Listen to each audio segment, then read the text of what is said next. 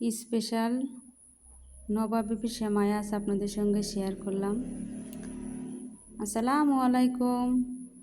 আমার আপুরা ভাইয়ারা কেমন আছে? আলহামদুলিল্লাহ আমরা ভালো আছি।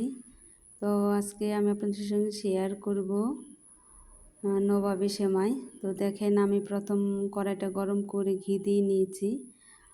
তো আমি এখানে সেমাইটা দিয়ে নিলাম। এখন ভালো করে নেড়ে চেড়ে সেমাইটাকে ঘির সাথে মেখে নেব।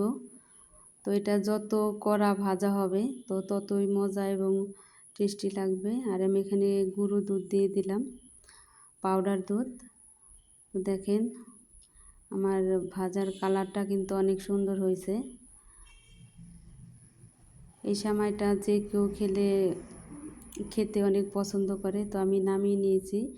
আর আমি দুধটা আগে থেকে জাল করে রেখেছিলাম, একটু ঠান্ডা করে নিয়েছি, তা না হলেও এগুলো মেশানো যাবে না। তো আমি এখানে গুঁড়ো দুধ, কর্নফ্লাওয়ার আর এখানে কনডেন্সড মিল্ক মিশিয়ে ভালো করে মিশিয়ে নিতে হবে।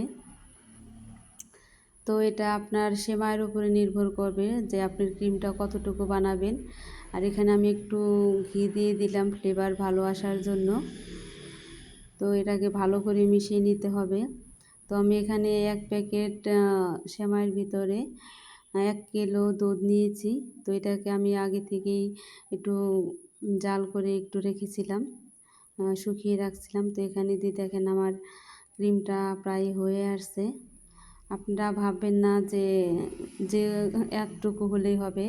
তো আমার ক্রিমটাও অলরেডি হয়ে গেছে। তো এখন পরিবেশন করার পালা। তো আমি এখন পরিবেশন করার জন্য একটা প্লাস্টিক কন্টেনার নিয়েছি।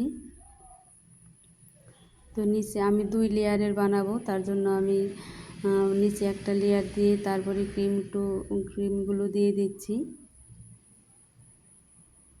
দেখেন আমার ক্রিমের কালারটাও কিন্তু ঘি দেওয়ার কারণে অনেক সুন্দর হয়েছে, আর ফ্লেভারটাও অনেক সুন্দর আসছিল। আপনারা চাইলে আরও বেশি করেও করতে পারেন, আর একটু ঘনও করতে পারেন।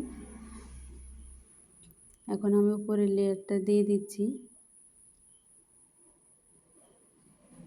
আর আমার আজকের ভিডিওটি যদি আমার আপুদের ভাইয়াদের ভালো লেগে থাকে তাহলে কিন্তু অবশ্যই একটা লাইক করে যাবেন, আরও নতুন ভিডিও পাওয়ার জন্য, নতুন নতুন রেসিপির জন্য।